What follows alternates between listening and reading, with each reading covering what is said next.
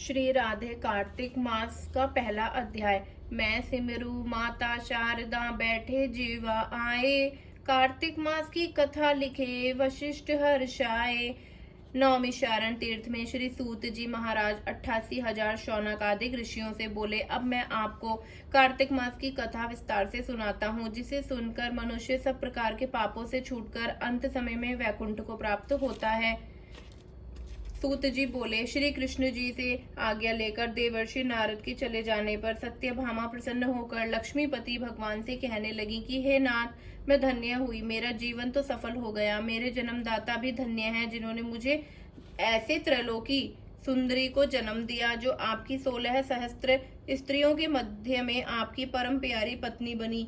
मैंने वह कल्प वृक्ष आदि पुरुष आपके साथ नारद जी को विधि पूर्वक दान में दे दिया, परंतु वही कल्प वृक्ष मेरे घर लहराया जाता है। इस बात को मृत्युलोक में कोई भी स्त्री नहीं जानती। हे त्रैलोकीनाथ, मैं आपसे कुछ पूछना चाहती हूँ। आप मुझे विस्तार पूर्वक कार्तिक महात्म की कथा सुनाओ, जिसको सुनकर मेरा हित हो जाए तथा जिसके करने से कल्प पर्यंत भी आप मुझसे विमुख ना हो।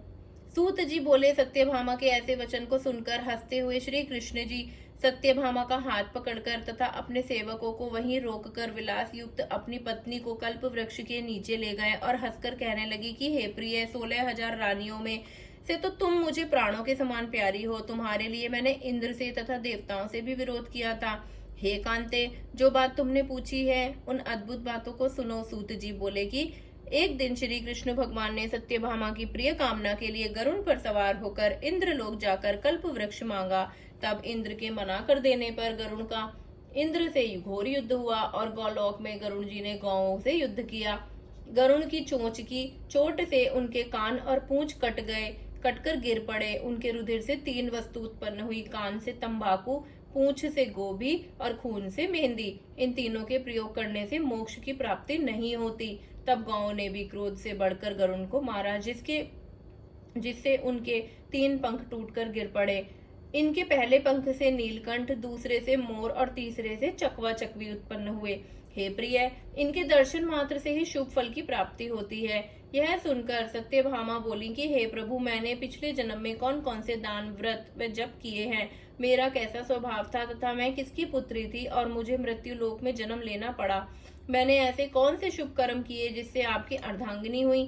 कृष्ण बोले कि हे प्रिय, जो तुमने पूर्व जन्म में शुभ कर्म किए हैं उन्हें विस्तार पूर्वक कहता हूँ। पूर्व समय में सतयुग के अंत में मायापुरी में अग्नि गोत्र में देव शर्मा नाम का एक ब्राह्मण वेद वेदांत का जानने वाला रहता था। वह रोज अतिथियों की सेवा, हवन और सूर्य भगवान की पूजा किया करता था। उसका तेज सूर्य के समान तेजस्वी था। उसके वृद्धावस्था में गुणवती नाम की एक कन्या हुई, जिसका विवाह उस पुत्रहीन ब्राह्मण ने चंद्र नाम के अपने शिष्य के साथ कर दिया। वह चंद्र को अपने पुत्र के समान मानता और चंद्र भी उसे अपने पिता के समान सम्मान देता था। एक दिन वे दोनों कुश और समिधा लेने के लिए वन में गए। हिमालय की तलहटी में भ्रमण करते हुए उन्होंने एक राक्षस को आता हुआ देखा। उस राक्षस के आने से भय के मारे उनके सब अंग शिथिल हो गए और भागने की सामर्थ्य भी नहीं रही। तब उस काल के सदृश राक्षस ने उन दोनों को मार डाला। उनके धर्मात्मा होने के कारण मेरे पार्षद उनको मेरे पास वैकुंठ ले आए,